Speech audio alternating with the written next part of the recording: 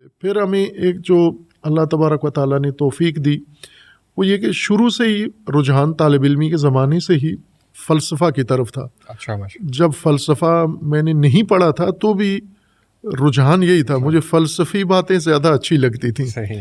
پتہ نہیں تھا کہ فلسفہ ہوتا کیا ہے, لیکن مجھے اچھی لگتی تھی. مثلا فلاسفہ کی باتیں دوسرے علماء کی نسبت میں زیادہ ان کو محسوس کرتا تھا کہ زیادہ وزنی مدلل باتیں ہوتی ہیں, تو میں انہیں بڑے غور سے پڑھتا تھا.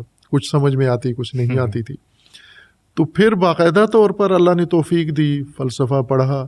فلسفہ انسان کا ذہن کھول دیتا ہے, چونکہ فلسفہ واحد علم ہے, دو علم ہیں جو آپ کی یہ ذہنیت بناتے ہیں. ایک ریاضی ہے, میتھ, اور ایک فلسفہ جو آپ کو دلیل کا پابند کر دیتے ہیں کہ صرف دلیل کے پیچھے چلو, بس لکیر کے پیچھے نہیں چلنا. فلسفے کی کوئی لکیر نہیں ہوتی, ریاضی کی بھی لکیر نہیں ہے, دلیل ہے.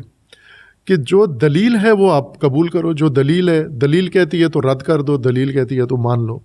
جس بات پہ دلیل نہیں ہے قانع کنندہ تو آپ اس سے لڑو بھی نہیں, ضروری نہیں کہ اس کے ساتھ الجھو, لیکن اس کو دلیل آنے تک آپ ہولڈ رکھو, اس کے اوپر ذہن نہ بنو, عقیدہ نہ بنو اس کے اوپر.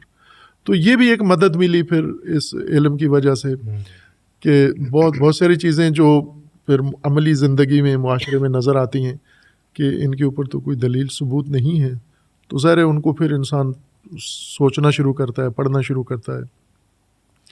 تو یہ یعنی ایک فرق اس طرح سے تدریجاً پیش آیا, اور اس میں زیادہ جو جس فکر نے ہمیں متاثر کیا اور جس سے وابستگی میں اللہ کا ایک نعمت لطف سمجھتا ہوں, امام خمینی رحمۃ اللہ علیہ کی فکر سے وابستگی نے زیادہ آگاہی دی ہمیں.